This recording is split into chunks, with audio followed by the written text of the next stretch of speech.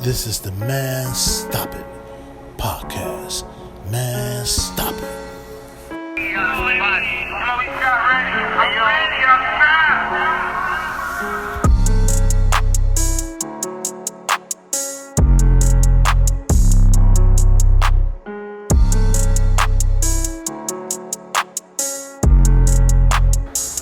Man, stop it. With another story on Bruh.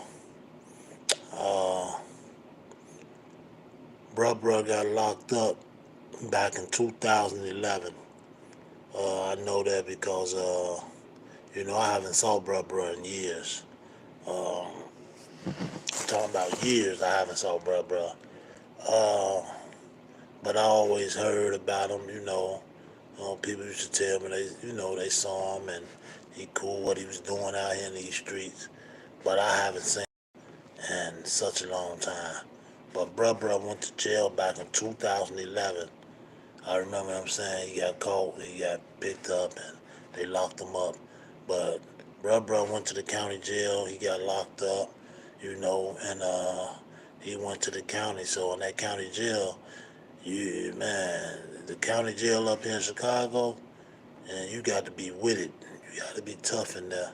And Bruh went up in there, man. He hold his own. I got my people that I know. One of them, he's a correctional for Division 9, and for sure appreciate it. And he he worked out of Division 9, and he used to tell me, I used to be like, I asked him one day, I said, yeah, he was telling me how they be setting fires in there, how they be throwing feces on people. I'm like, really? He used to tell me all these stories. Like, yeah, he said, man, them niggas up in there, they buck wild. You know what I'm saying? So I'm like, I got a little shorty up in there, one of my little homies. And he like, man, what's his name? And I'm like, they call him Bruh. He was like, oh yeah, man, he the motherfucking ring, man. He the ring leader. You know what I'm saying? I got to deal with this motherfucker every day, bro. He said, every day I got to deal with this little motherfucker. I'm like, damn, for real? He like, yeah, man. He is a problem in there. Now, this is a correctional officer. You know what I'm saying? He said when he go to work, he getting into it with him. You know what I'm saying? Say the man setting fires in that motherfucker. You know what I'm saying? He doing everything. This is this little brother. You know what I'm saying? Like he got in there and he checking niggas. The correction officer told me like he in there really checking these niggas and getting down. You know what I'm saying? Like throwing feces and throwing all kind of shit on people and all this. He said Bruh was in there reckless. You know what I'm saying? Like reckless. They got signs in there saying armed and dangerous. You know what I'm saying? Like a straight menace up in there. And I'm like, damn. He like, yeah, man. Like, you know him? I'm like, yeah, I've been knowing him since he was a kid. You know what I'm saying? Probably like 13. You know what I'm saying? They like, damn. He like, man, Shorty wild, bro. He be up in there, I'm talking about. He barricades the doors in that motherfucker. He barricades the doors and, you know what I'm saying? He got his celly in there, balled up, scared. You know what I'm saying? Like, the man really was getting into it. Like, didn't nobody want to see him in there locked up. He was really dangerous like that. And he just was in there setting fires, throwing feces on people, whooping people. Uh, my cousin Brick said he bumped into him in there when he was locked up in the county. He bumped into Bruh. And shit, I'm like, what happened? And Brick was like, no, ain't shit happened, cuz. You know what I'm saying? He was like, you know, brother was cool with me. You know what I'm saying? Like shit. Ain't nothing happened. He asked about you. You know what I'm saying? And all that. You know what I'm saying? He know Breaker's my little cousin. You know what I'm saying?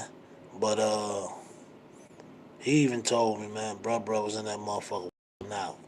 You know what I'm saying? Getting down on people and whooping niggas and I'm talking about like real life. And this is bruh, man. I know people don't really talk about bruh like that, but bruh was a good little dude. He just had a side of him that some people just didn't understand. You know what I'm saying? So he had his problems just like everybody else. But bruh was cool, man. He was real cool, man. But he'll be home soon. He'll be out, but like I say, man, he was all through the county, man. I've been hearing about him all through the county. People was telling me, man, and the holding cells when they going to court, you know, brother in there, he catching niggas in there, he catching them, he catching them in the holding cells, going to court, all kind of shit, you know.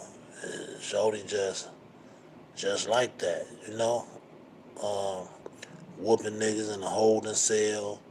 Uh, I heard a story. He called he called him called somebody in the holding cell, and they was finna try to get down on him, but bruh was in there, and bruh shut it down and told him no, nobody finna touch him.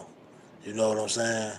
And yeah, he honored bruh forever for that. You know what I'm saying? And but bruh, man, he a good shorty, and he just in there caught up in the system. You feel me? But he was really in there like that, setting shit on fire, throwing feces on people, all kind of shit, man. Living how he was living savage out here on the streets. But man, like I say, man, and I'm gonna say it again, man. It's just like we all got to do better, and we got to all get along, man. And I know I'm not trying to preach to y'all. I'm not trying to, be y'all fathers or none of that shit. But I'm just trying to get a point across. And the jails and shit is designed for the black brothers. The jails and the graveyards is designed for y'all, man. It's designed, man. And if you don't listen and if you don't do right, that's what's gonna happen. You're gonna end up in jail with a lot of time, or you're gonna be in the grave. And I told my son, scrap this. I told my baby that you have a death wish over your head. And I told him that. And I knew one day my son was going to be either in jail or dead. And I prepared myself for either one. It hurt, but I'm going to say this, man. Man, stop it, man.